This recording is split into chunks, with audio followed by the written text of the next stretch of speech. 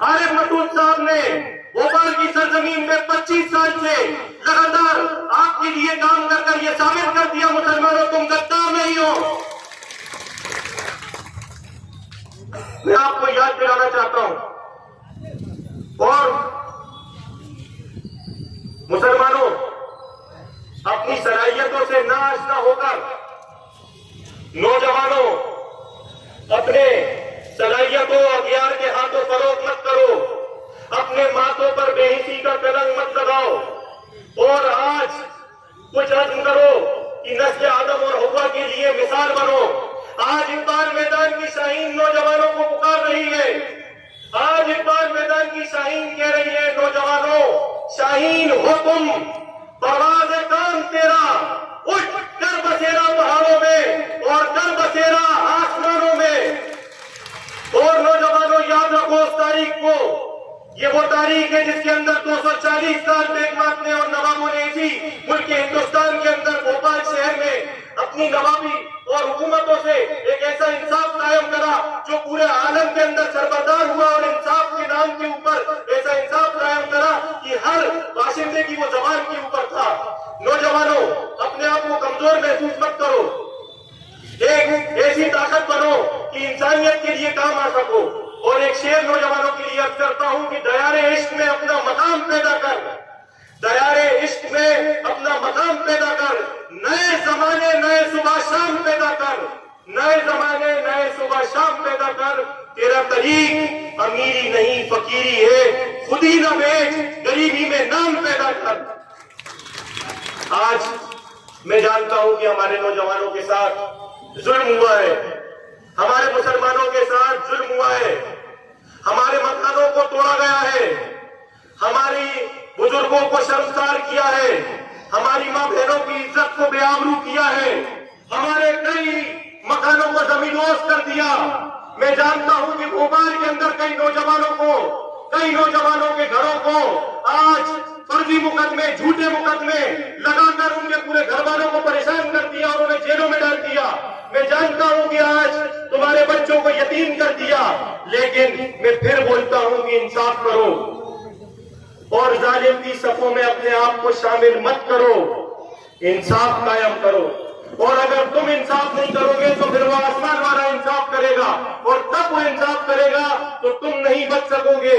اور آسمان والا جب انصاف کرے گا تو زمین پھٹ جائے گی، آسمان سے آگ برسے گی اور ظالم کو اس کے ظلم کا ایک ایک ظلم کا بدلہ چکانا پڑے گا۔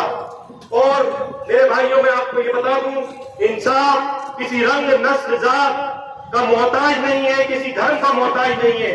انصاف ہوتا ہے مسلمانوں کے لیے کیا گیا انصاف ہوتا ہے، ہندو کے ساتھ کیا گیا انصاف ہوتا ہے، عیسائی کے ساتھ کیا گیا انصاف ہوتا ہے، اور کسی بھی مذہب، کسی بھی رنگ، کسی کی نسل، کسی کی ذات کے لیے انصاف ہوتا ہے۔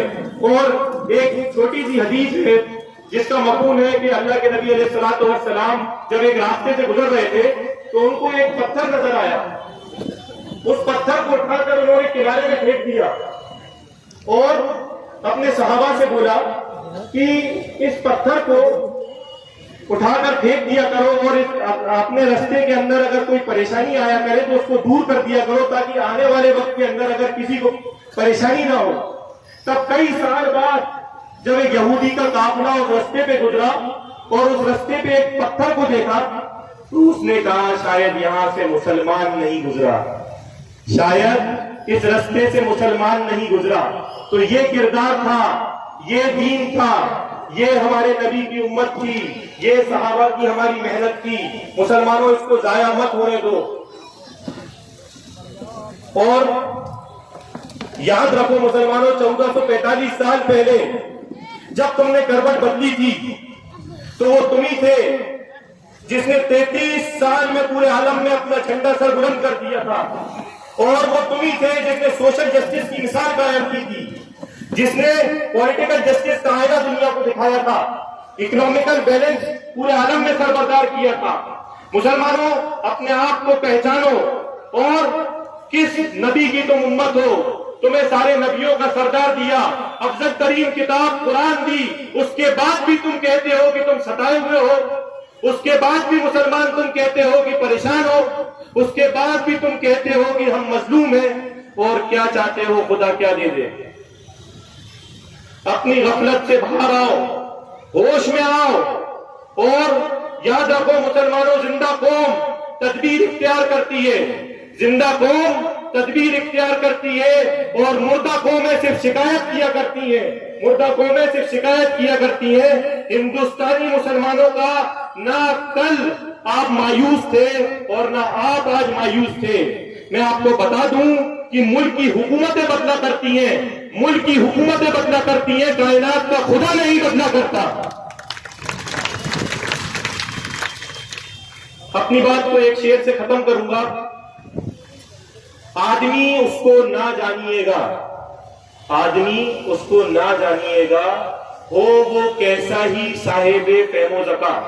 صاحب فہم و ذکا مطلب عقل والا، دانشمند۔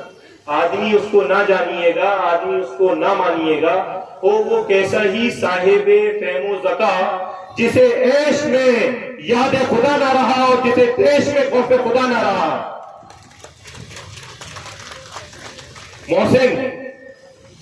محسن ڈھونڈتے اوروں کے عیب و ہنر، محسن ڈھونڈتے اوروں کے عیب و ہنر، اور جب پڑی اپنی برائیوں پہ نظر تو اپنی نظر میں کوئی برا نہ رہا۔ بہادر دعویٰ